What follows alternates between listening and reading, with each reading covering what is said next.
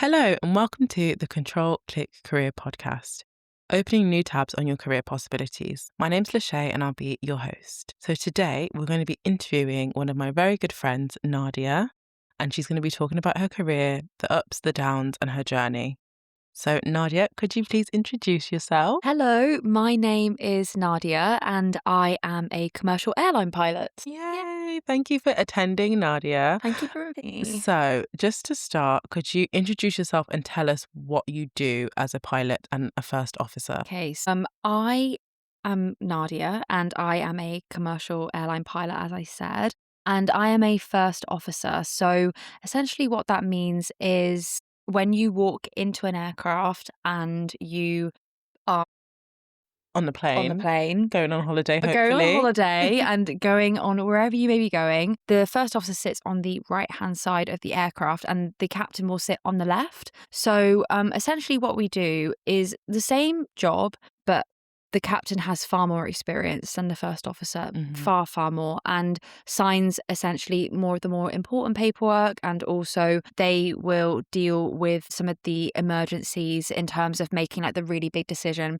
But as always, it's always a team effort. But I would say because the captain carries a lot more experience, they are able to really use their experience and their knowledge with those kind of decisions. And the first officer basically helps with those decisions, helps with the teamwork, puts in their perspective and their input. And yeah, we basically do the same thing. So we will both land the plane, we'll both take off, we'll both land, and we'll both do all those same things, which makes it quite a nice experience because, as I said, it's such a teamwork environment between the two of us. So I can it's imagine. fantastic. Is it a bit like having a junior and a senior? I would say yes, both doing the same job, but obviously one of them has more experience than the other and may sign those more important pieces of paperwork and may also make some of those more important decisions that might need a bit more kind of expertise and just kind of knowledge, I guess. Over time, you get knowledge and that's what the captains have. So yeah, but the first officers are kind of helping with those decisions, which is cool. That must be a really fun job. It is really fun. When did Very you lucky. first realize that you wanted to become a pilot? Like, what was your moment that you thought, okay, this is what I want to do? So I first got interested in aviation when I was about 14 years old because on TV I saw that Malaysia Airlines MH370 went essentially missing. And that was what sparked my interest in aviation at the beginning because of the fact I was like, how does something just disappear? Yeah. It kind of blew my mind in a way, and it got me interested in just understanding, firstly, how do investigators go about finding an aircraft like this, and also what goes into making aircraft, what goes into these incredible structures and vehicles, and how do they fly, and what's the science behind it, basically. And that's kind of when I got really interested in it. And when I was about 15, I think, my mom, for my birthday, got me a simulator experience. That's so cool. She got me a simulator experience, and it was on the Airbus A320, which is what I fly now. Obviously, I didn't know that at the time. Can we just say how iconic that is? The fact that you did that as a simulation and now you're flying those the real planes. thing. That is amazing. I know, it's insane. Like when I think about it, it's like, wow, like it feels such full circle. It's kind of incredible. And that was when I sat in that simulator, I was like, wow, this is really cool. Like at first I thought investigation was amazing and I thought these aircraft were amazing, but now I've sat there and I've kind of had a taste of what flying is like. That's when I was like, okay, flying would be amazing. So obviously now I'm very lucky to be doing that as a career. And that's kind of when I first had an idea. Yeah, and you recognize that's what you wanted to do. Exactly. So this is a bit of a different question, but I'm aware, and I'm sure many people are, that aviation is a really male-dominated field. Did it ever make things challenging for you or on your journey, and does it make it challenging for you now? I would say it definitely made me think about what it might be like working in the industry, being so male dominated, because as you know, we went to an all-girls school. Oh yeah, we were just surrounded by girls and women. Girls and women, exactly. And so for me, it was quite daunting, I would say, going from literally all girls to for such a long time as well. For such a long time to all guys. And that shift was quite, I would say, frightening, because it was like, I've been around girls my whole life, you know, to go to all men essentially, or maybe very few females would be a big switch up. And then also just going into aviation in general, it was definitely on my mind in terms of how will it be for women in a male-dominated field. But honestly, I'm really glad that firstly that I went through with it and I didn't let stereotypes kind of stop me from wanting to do what I wanted to do. But also, I would say when I did go to university, because that's where I went first, and I was, surrounded by all these actually really great guys and really nice people. And then obviously going on to University Air Squadron, going on to flight school, the people were always so nice. And so I think that's what's been really nice throughout the journey is that, okay, I might have been a bit afraid about it at first, but actually it was nothing really to be scared about. Like, it's actually been very fine and people are super accepting, obviously. And, that's really good. So it's nice to have supportive people around you because you don't often get that in a lot of industries or jobs. So it was really nice to have that. And people are supportive and they want more females in general. And I think that was really nice. That my personal experience that I had throughout my training journey was really nice. That's so good. I'm really glad that you had that experience. Same. You mentioned a little bit about your journey in terms of what you did, like a squadron and things like that. Could you explain for those people that may want to follow that same journey? Definitely. So because when I was about 14, as I said, that was just before my GCSEs that I decided. And so I was able to kind of choose my GCSEs and my A-levels based upon the fact that I did want to go into aviation. So I ended up picking a lot of sciencey, mathsy subjects because I knew that maths and physics were relatively important for piloting, but also engineering, which is what I did want to go into at the beginning. So once I'd done my A-levels, which were maths, physics, biology, and I did a chemistry AS level, which was what existed back then. I'm not quite today anymore. Do you know what? I need to check that. I don't know. I don't think they do. I don't know. I'm a bit... Yeah. I know things have changed. All I know is that my sister's always talking about sevens, eights, nines. Yeah, no, we had A, B, and C. Exactly. We're old now. Literally, I feel outdated. Like, I am not up to date with these new things. But that's what I ended up doing. And I also did an extended project qualification, and I called it "What is the Theory Surrounding the Disappearance of Malaysia Airlines MH370?" That's kind of what sparked my interest and does continue to spark my interest. Yeah. I then went to university to study avionics systems, which is an electrical engineering degree. I obviously studied that for 3 years. And then whilst I was there, I joined the University Air Squadron, which is like a part-time thing you can join, like almost like a club, but you do get paid when you are there. Wow. Yeah, you do get paid. It's similar to the cadets, but you do kind of get paid, like if you want to go flying, and you can go and do kind of, I forgot what you called them. We went abroad and you learned about things like around the world kind of thing. That was really interesting. There was a name for it and I've forgotten it. Yeah. And then after that, COVID happened in my final year of university. And so I ended up completing my last year mostly at home. And then after a couple months waiting for COVID to calm down, that's when I went to flight school and completed flight school. And then after a year doing other things, I then went on to... So now that's where I am, and I feel very lucky to be here finally. I know. So it's awesome. Yeah, it's great. Amazing. What were the biggest obstacles for you? Because I know that you've been through a lot to get here. What were the biggest obstacles that you faced when you were training and working towards becoming a pilot? I would say the biggest obstacles were probably Brexit and COVID. I would say those two were really big. I think COVID affected everybody. I think COVID was very difficult for everybody in any industry or even when you were studying. I mean, people doing their GCSEs at home, it must have been so difficult. And people being given their results as well without taking exams. But for me, COVID was a bit tricky because of the fact I had to go home and complete my degree, which was okay, to be honest with you. But it was more the waiting afterwards to then go to flight school. And also, I had a class 1 medical that I had to wait for, which took much, much, much longer to come because of the fact that COVID was obviously affecting everybody and the hospitals were quite slow making their reports, etc. So that was quite difficult to kind of wait for the medical to arrive because it's just a bit like, oh my gosh, like, is it going to come? And then Brexit was really difficult for me. That was probably the most difficult obstacle that I've had thus far because of the fact that when Brexit occurred, I'd just gone to flight school and I was completing my European flight crew license. When I was out there, when I finished flight school, I finished with a European flight crew license. But then because of Brexit, it meant that my European license was no longer valid for the UK. So it meant that I had to do my exams all over again. So difficult. Yes, it was. So we have 13 theoretical exams that you have to take as a pilot, as a training pilot, and called ground school exams. And those are 13 exams consisting of all sorts of things like meteorology, airframe and systems, instrumentation, all these kinds of subjects, and I had to do them all again. So yeah, it was a bit difficult. Yeah, that must have been really, really challenging. The fact that you managed to go through that and you managed to complete those exams again is just a testament to how resilient you were and how determined you were. Thank you. So I just think it's amazing. Thank you. So what is something about being a pilot that most people wouldn't expect or they don't often see? Because I think a lot of people have this idea that you're like high flying, no pun intended.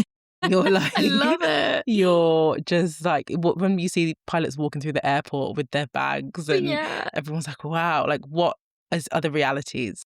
Okay, so I used to be that person who'd look at the pilots and be like, they're so cool, So like walking through cool, their yeah. uniform, like wow, like where are they going? So I guess some of the misconceptions perhaps are that pilots don't really like do kind of anything, like autopilot does everything. People are like, oh, doesn't the autopilot do this and that and everything? And it is true, the autopilot does do a lot. The autopilot is amazing. Automation is amazing for us because it reduces our workload so that we have more capacity for other things that might need our attention. Like if we had any failures or anything that was going on, anything important that needs our attention, that's where automation can really help us. But we do actually take control of the aircraft. We do actually do things. So the autopilot essentially will guide us from one point to another and in a pre-programmed route that we put into the aircraft. So we'll put the route in and the aircraft will essentially follow that route that we put in. But the aircraft cannot account for things such as weather and things such as aircraft on a course that is similar to us that we may need to move out of the way from. The aircraft can detect other aircraft. We have systems in place with that, like TCAS and systems which basically tell us where aircraft are. But air traffic control may tell us to ascend and descend and go left or right. And the aircraft can't do that itself. So we put those in. And then also the aircraft can't take off by itself. So we do take off and we also taxi around. So that is something that we do. So autopilot does do a lot, it's true, but it doesn't do everything. And that'd probably be one of the big misconceptions. And I guess in my company where I am, people think that we stay over, but we don't. We come back home. Which is, for a lot of people, a plus. People actually really enjoy coming home, especially if they have families or they just love being at home in their own bed, which, I mean, honestly, a lot of people love that. Who doesn't? Who doesn't love being at home, in their own bed? So that is a misconception, that we just kind of stay and get off with everyone else. Yeah. Does happen sometimes at my company, but most of the time it doesn't. We actually go home. So we've taken those guys out to Alicante. And we will fly back home to London. So that's a misconception, I think. So yeah, but I really enjoy it. It's really good fun, and it's nice to be at home. And as I said, you're in your own bed. Exactly. Exactly. Cup of tea on your sofa. It's nice. The book. A book, exactly. So looking back, what do you think helped you succeed despite all the challenges that you were facing on your way to becoming a pilot? What helped me succeed? I honestly would say my friends and my support system were incredible, because I really think like one part of succeeding is yourself and like your self-motivation and where you can kind of see yourself going and all of that. But I do think that for me, my support system was super important, and I honestly wouldn't. I feel like I wouldn't have been able to get to where gotten to where I was without my friends and my support system. My family were also amazing. I think that's one thing. And I think just like really believing in yourself and not letting those obstacles kind of stop you, because there were probably so many moments, or not probably, but definitely so many moments when I was kind of doing my training and everything that I was doing, with all those things that were happening, it was like, oh my gosh, I should just turn around and just quit right now. Like all these things that just felt like they were happening. It was like constant. It just felt like constant hits. But I think it's important to reframe your mindset and be like, okay, like you could take them as these hits to your career or hits to your, your trajectory. But what I try to take them as, and what I definitely learned going forward, is just take everything as like a learning experience, as a positive experience. Try and take a spin on it, put a spin on it, and it really helps you out. And I think by doing that, I was able to make the most of a bad situation, I guess. Like for instance, when it was COVID and I had to take those months out, I ended up doing a piano album in that time instead. So if I hadn't had that time, would I have ever done a piano album? Exactly. I don't You know. never know. And You like to never know. where it got me now, it's kind of crazy to think. And so, yeah, definitely your mindset, I think, and friends, and just really, really good events that you can go to in terms of like career events. There's one really good one that I would recommend if you are thinking of anything in aviation is Pilot Careers Live. That's a really fantastic one that you can go to. Lots of good stalls. Lots of universities go and flight schools and some airlines go as well. And I felt like that was the place that I went when I first was interested, which was super informative just in terms of like piloting and aviation. I thought it was amazing. So yeah, that was really, really amazing. Thank you for sharing that. You mentioned there about some of the different schemes and things that people Mm, can do, and particularly young people. yeah. Are there any like special schemes for, say, women pilots from ethnic minority backgrounds? Is there Mm. anything like that? Yeah, so there's a lot of organizations that run nowadays. For instance, I'm part of one called Elevate Her, Mhm. which is essentially women in aviation. And also there are a number of others. I believe one of them is called Fantasy Wings, I believe it's called. I'll have to double check that. But there are lots of these kind of organizations which do focus on women in aviation and also ethnic minorities within aviation as well, which I think is obviously fantastic because Mm, it's great to expose people who may not have even thought about aviation or just ever been on their radar. mm, Those are really important. And nowadays as well, there are a lot of scholarships available. mm, So for people who maybe would not have the financial funding to be able to go into aviation because it is very expensive to yeah. fly, there are so many now scholarships available, so many. Most airlines, I would say within the UK, do now run a form of program Mhm. in which you can essentially fly and not have to pay, which I think is absolutely amazing. That's really good. And if you are thinking of flying, definitely have a look at those programs. They are amazing. Other ones that you can get if you maybe are not sure about an airline career, but you just want to maybe try your hand at flying or even gliding, which is one amazing way to just get that taste of flying. Gliding is one of the purest forms of flying. There are so many gliding scholarships and just flight scholarships for a certain Mhm. number of hours of flying, for instance, which are amazing. So there are lots of those kind of scholarships out there. So I would definitely recommend having a look at those. Those organizations that I mentioned are amazing. There are so many others that I can't quite think of right now, but there are just so many out there now Yeah. which really try and push that out for these people, which is just fantastic, The definitely. organizations that you've Yeah, spoken sorry if about. I've misquoted one of them, No, but it's fine. yeah, they're all fantastic and there's so many, as I said, so many more. So yeah, Mm. definitely keep your eye out for them. So my final questions. What advice would you give to young women who might be interested in aviation but aren't sure if it's possible for them? I would definitely say don't let stereotypes stop you from focusing on what you want to do.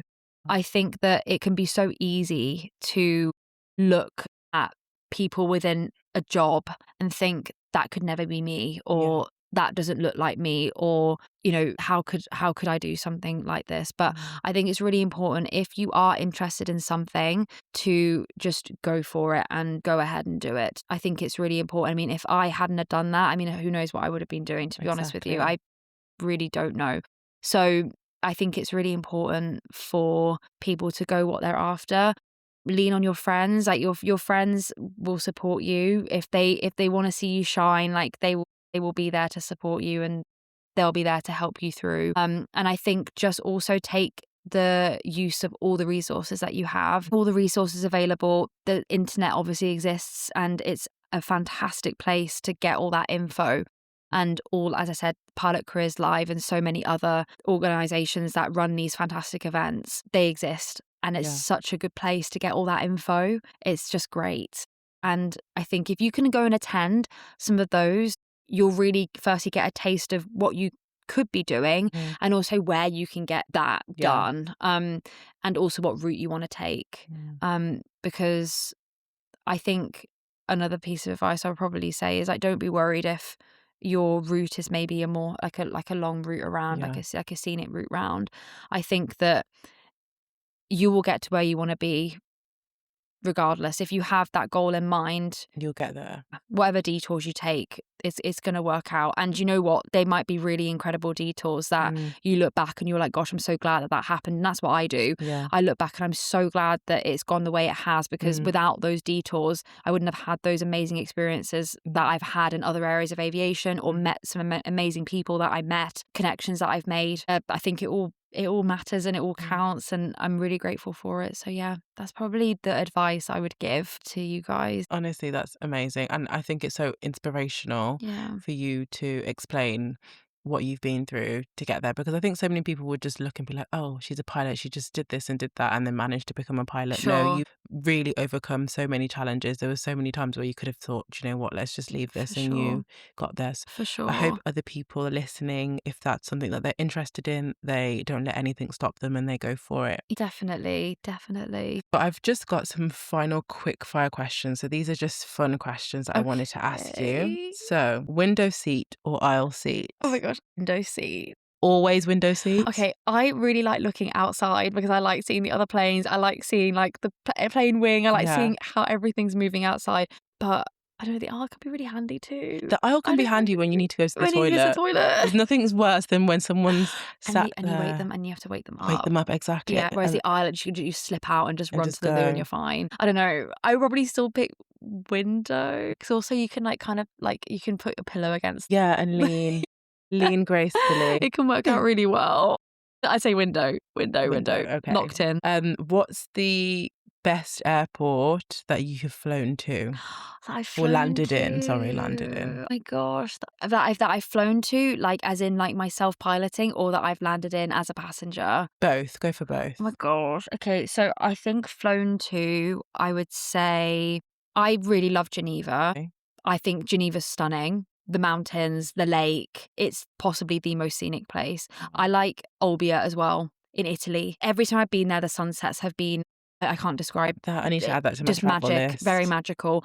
And as a passenger, oh my gosh, I would say as a passenger, Singapore was incredible. We did the really cool route when I landed in Singapore, and it was like with all the boats, and all the boats were out with their lights, and I was like, oh my gosh, it looks like almost like fairies over the sea. It was like just incredible. So I'd probably say Singapore.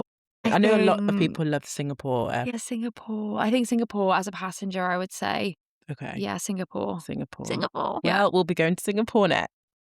Yeah, Singapore. So Nadia, thank you so much for coming on the podcast and being my first guest. Oh my gosh, thank you so much. Podcast. I'm so excited for this podcast to keep going. It's going to be amazing. I hope so. It will be.